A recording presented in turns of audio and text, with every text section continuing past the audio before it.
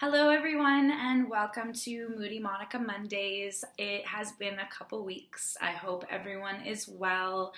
I had taken a week off last Monday just to listen to my body and get back to where I needed to be and take care of my mental health. But in turn, it was a wonderful week with many happy surprises, and I'm just looking forward for the uphill from here. So that being said, I hope everyone's enjoying the sunshine today, and I am here to talk about borderline personality disorders. So I will be talking about the signs and symptoms and just what it's all about today, and then just wanting to go into a separate video about how to deal with BPD and what it's like to live life with it. So either way, today is just kind of an information session about what BPD is before going into further videos about just everything, the ins and outs, and so forth. So that being said, here's a video about what BPD is. And before I go into everything about BPD, I just want to, first of all, just give out a disclosure that there will be certain topics and triggering towards suicide and self-harm. So just going forward, that is just some things that I will be talking about. Also, as well, how I am going to be doing this is that in one of my past videos where I talked about how it got to my very worst with mental health, I dropped little tidbits of the signs that I had BPD from a very young age, and every one of the symptoms had been shown through my journey, not only downhill with mental health, but as well as how I've used my BPD to now move uphill in life. So that being said, there will be little parts in this video that's flashbacks from a previous video that I had made to just kind of give more examples of the signs and symptoms of BPD. So first of all, what borderline personality disorder is a pervasive pattern of instability when it comes to one's interpersonal relationships, as well as self-image and regulating one's own emotions. But to kind of break that down, what it's like is constantly having an open nerve ending, that you're extremely sensitive to everything, and the smallest things can trigger an unproportionate, unrealistic reaction. So I know everybody gets road rage, but for example, if someone were to cut someone off who has undiagnosed or unregulated BPD, they might suffer a whole other range of road rage, that they might be thinking about that and ruining their day and their relationships based off the fact that someone else, some stranger, cut them off. And even though it was only 10 seconds of their day, that anger lasts all day. So it's just, once you're upset, there is such a difficulty with trying to bring that back down. And with these overwhelming emotions, it's very difficult to stay grounded, and as well as just being present. So even though that thing happened 5 hours ago, I am stuck in that thing that happened 5 hours ago, rather than being present in what is happening now, which has nothing to do with what happened. So that being said, it carries those emotions and that anger, and you end up taking it out on those that are close to you, which end up being your relationships. And so that being, like, with that, it's when you're angry and you're on a roll and you just can't stop, you end up saying hurtful things or behaving inappropriately when it comes to relationships with a significant other or with your family, as well as friends. It just destroys the relationships of any kind, any interpersonal around you. And borderline personality disorder has a very influential way of making you feel or think that whatever is happening is not your fault, that it's always someone else's problem that you are the way that you are. And that has a lot to do with the different causes of BPD. And the thing is, though, the only way to heal and live life confidently with BPD is to break those dysfunctional patterns of thinking and behaving. And it's, you know what, it's so hard to break the way you have thought and you have behaved all your life. And those lifelong habits aren't just going to go away. It takes work. And the thing is, though, the only way to stop BPD is to take that second, to have that moment to pause and reflect about what it is that is making you feel a certain way, that is making you see things in a certain way, and to really ask yourself whether it is something that is going to be worth this energy that you're going to be using to feed this negativity, or if you're going to take a step back and process what you are feeling before acting or saying what you're going to say. So even though everything that causes BPD, yes, is not a person's fault, which I'm going to go into next, but in order to heal from BPD, it is entirely and solely individual. Because at the end of the day, the only person you have control over is yourself. Whatever that idiot over there did, or whatever that person over there did, unfortunately, even though whatever it is that they did brought you some sort of negative emotion, it is up to you to take control and be able to at least control what is happening within you, which is something that is very frustrating and difficult for someone with BPD because they do not have those innate tools in order to do that. So it is a very long and frustrating process in finding different ways to cope with the uncontrollable impulses that may be happening, but that is something I definitely will be going into in a whole other video, so those with BPD can see at least how I have found things that have been helpful for me. But anyway, I want to be able to go into the causes of BPD, which, yes, I had said earlier, is something that isn't. It's something that is difficult because it has to do with a combination of things. Like it's not just this that causes BPD. So there's always genetics. Genetics always take a play in everything. So a parent or an aunt, an uncle have BPD, you might as well. But it also has to do with a instability of brain chemicals, so I just might not produce as much serotonin as another person, so I feel not as great as some people.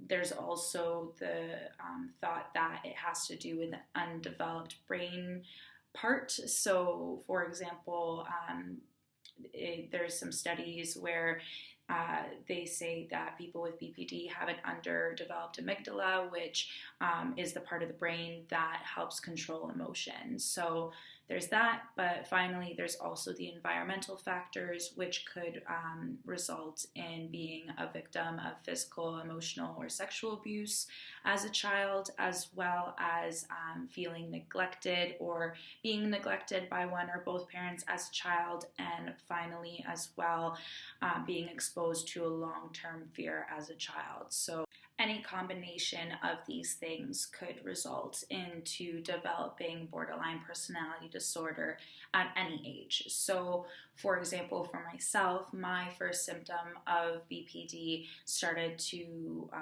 be apparent at the age of 8, even though I hadn't been officially diagnosed with borderline personality disorder until I was 23 years old. So that will let me segue into the first clip that I have pulled from one of my previous videos in order to start the discussion about the 9 different symptoms of borderline personality disorder. So here we go. Being said, 12 is the earliest I remember having a memory. However, I remember having a feeling, a certain emotion that my earliest recollection is probably about 8 years old.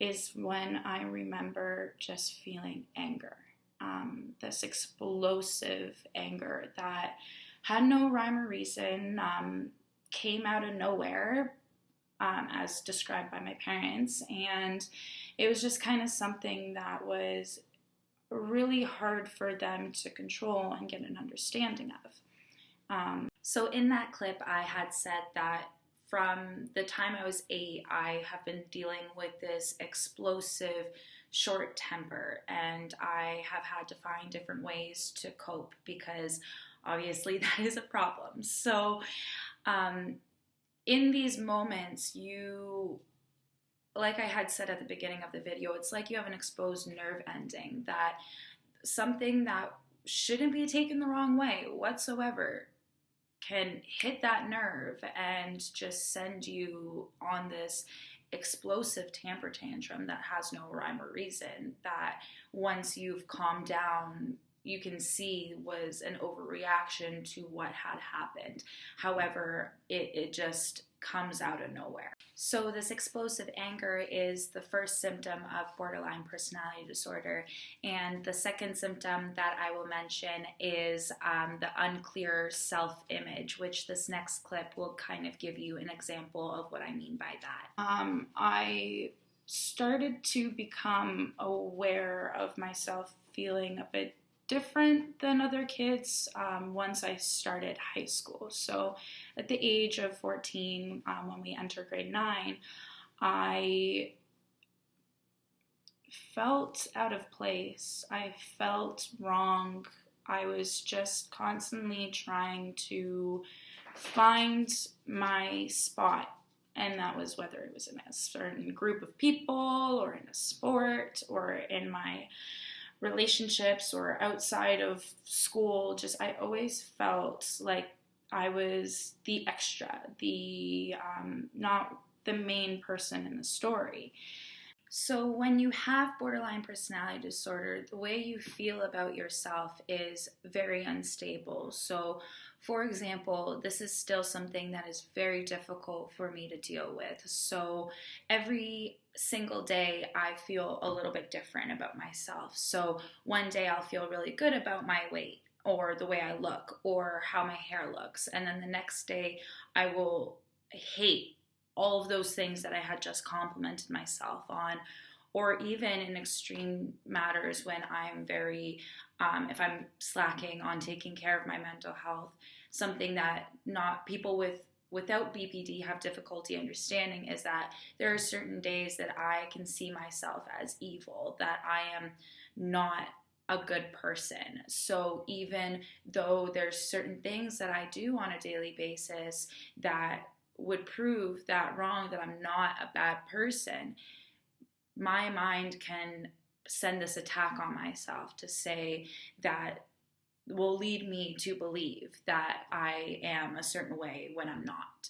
So that is still something that is very difficult for me to control, but definitely something that is very beneficial to be aware of. So when I do catch myself slipping or saying certain things about myself, to practice positive self-talk and just be able to ride through that. And when you have this shifting and unstable view of yourself, you find yourself constantly changing things about your life. So that being said, those with BPD may be seen having lots of different jobs, being a part of lots of different friend groups, liking and disliking different things as time goes on, and then they can never just find that thing that is strictly them.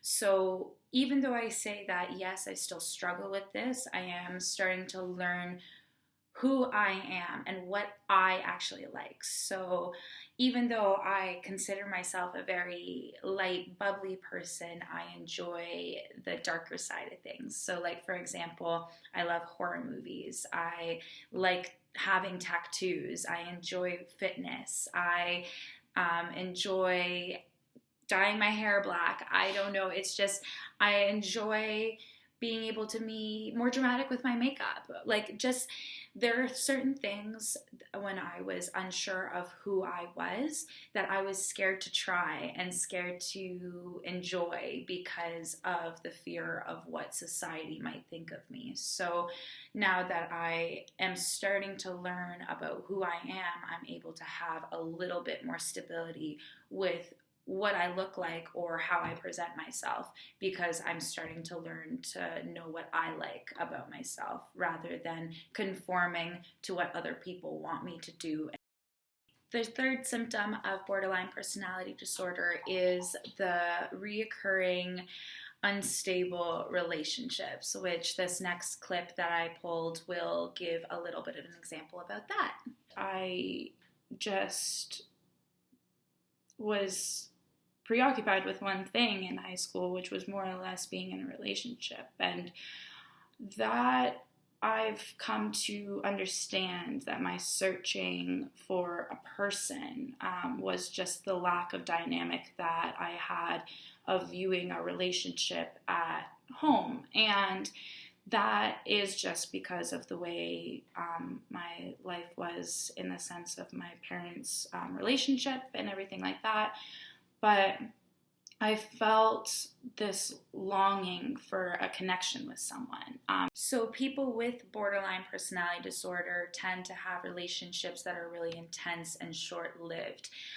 They fall very hard for the other person and then are very quickly disappointed when those feelings aren't reciprocated, which, as someone with borderline personality disorder, it's something that I struggled with for a very long time. And it was always very difficult to accept when I kept doing it over and over again, when I didn't understand why these feelings weren't reciprocated back, why I was the only one ever trying in a relationship. But that being said, you are stuck in this place with relationships where things are either perfect or horrible. There's no middle ground. There's no understanding of what an actual relationship is, that whole give and take. So when things are going good for people with BPD in a relationship, they cling onto that good. But then when things are bad, they are ready to just scrap the whole relationship because they don't see the use, because they are so fed up with their emotional without their emotions regulated. It makes it very difficult. But that being said, people also in BPD tend to jump from relationship to relationship because of the next symptom, which is emptiness, which is, this clip will explain a little bit about that. So whenever I was in or out of a relationship, I just felt empty. And I know that's crazy to say, like, being 14, 15, 16 years old, being in these relationships that think they're going to last forever.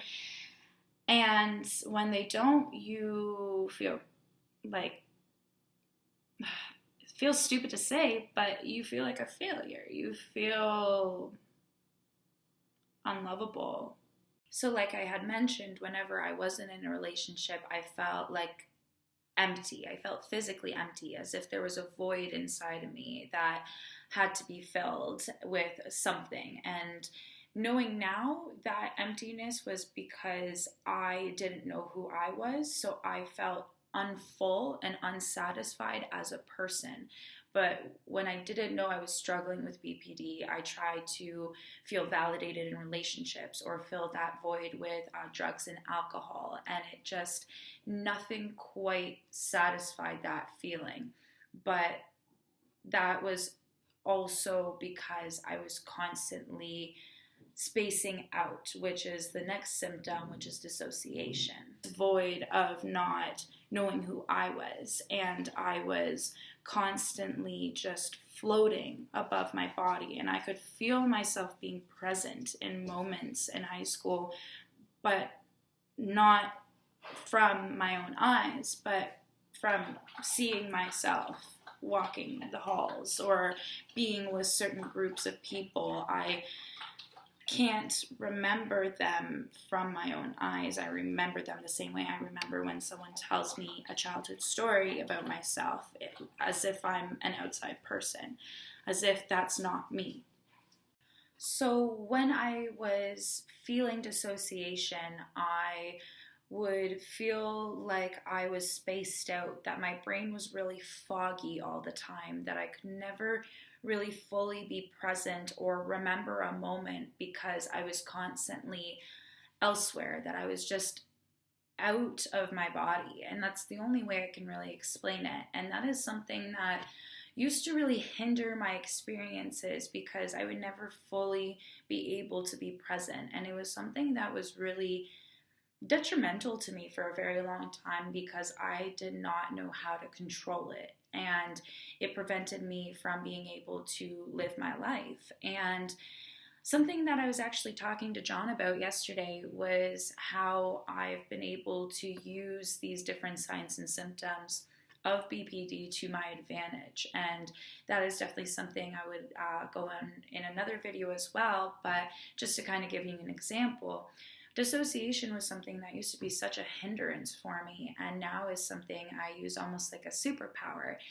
I am a PSW. I work with people who are unable to take care of themselves, and I am helping them through their most undignified moments and things that are just not a lot of people can handle. It's like I see a lot of people at their worst, and I am there to take care of them without showing any judgment or any even sign of, gross or disgust on my face. And that is because I have been able to use my dissociation as my superpower in those moments where I can completely separate myself from what I'm doing and be able to commit myself to helping these people when they are unable to do it themselves, and be able to do it without realizing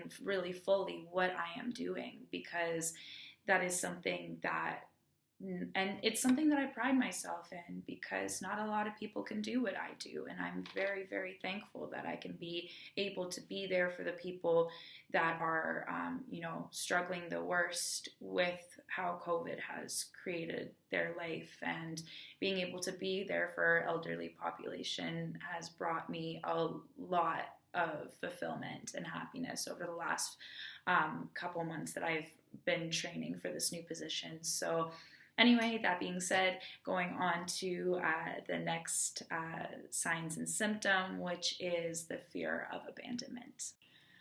Now, because I didn't exactly have a model relationship to look on, to compare to with my own, I became more and more fearful of abandonment. I would do things that I would not, as a right mind, do now to salvage our relationship because of the fear that they would leave. I thought in every aspect that this is the best I can do. This is it. If I can't salvage this, then I'll be alone forever.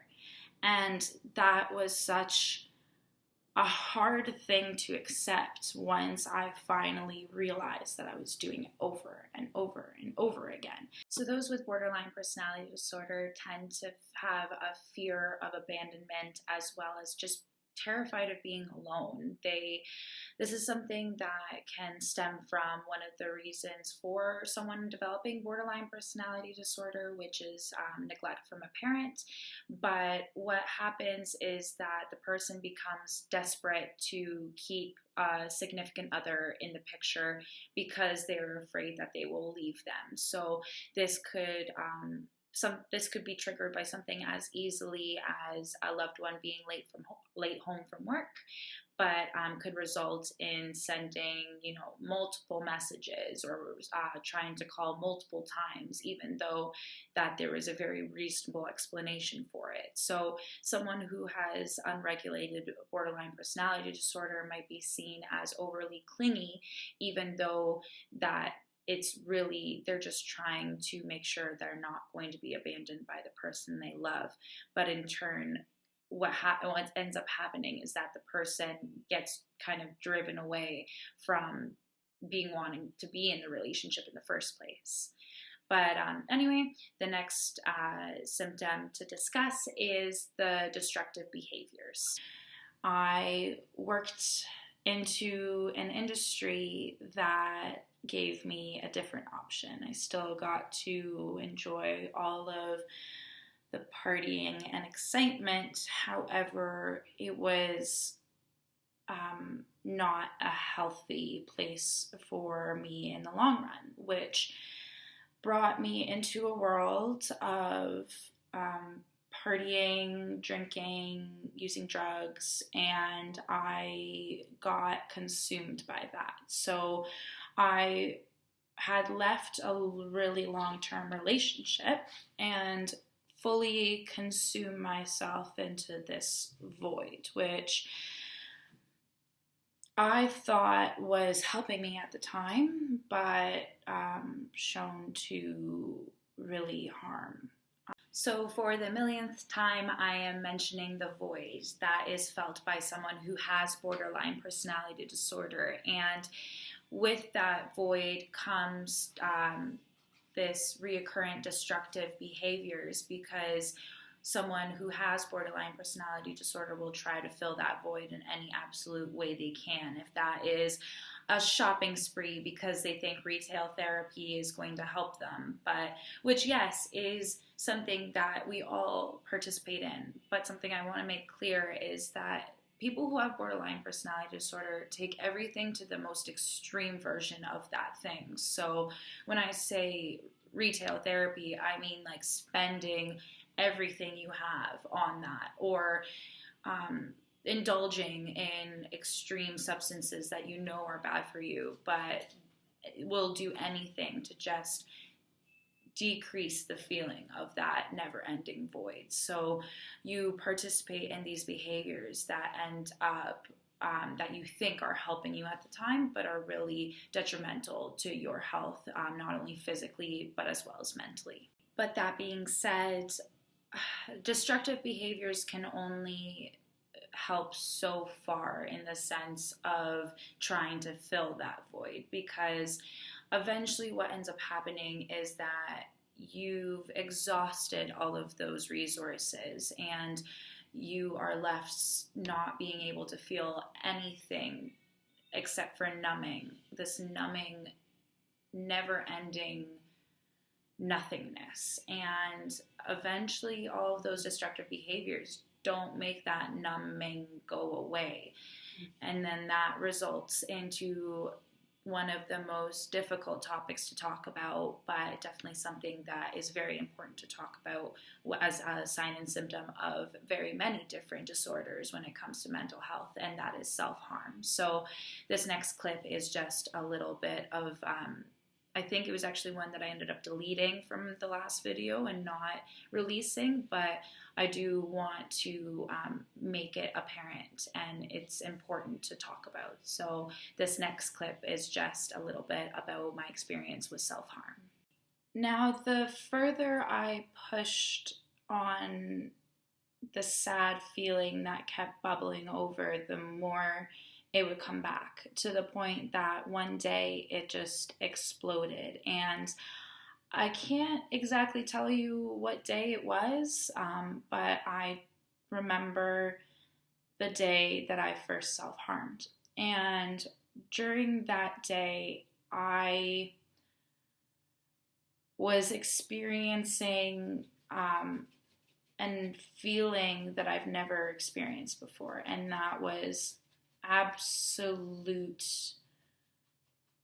emptiness. I felt nothing. I wanted to feel something. I just wanted to feel something. And I was so sick of feeling this numbing feeling that in my head, self-harming was the only answer, because it made me feel something.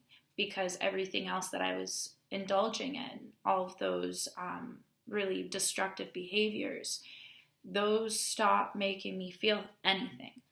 So when I realized that self-harm gave me a feeling, even though that feeling was pain, I held on to it, and it was something that I exercised frequently and hid, for the most part, very, very well. I think that video is all that needs to be said about self-harm right now, and I just want to continue on to the final symptom of borderline personality disorder, which is the emotional mood swings, which this next clip will go into. I just started to lose all control of my emotions, and that caused a rift in between me and my family, because I became extremely, extremely unpredictable, because they didn't know who they were going to get on a daily basis, because my emotions would skyrocket from the lowest lows to the highest highs within minutes.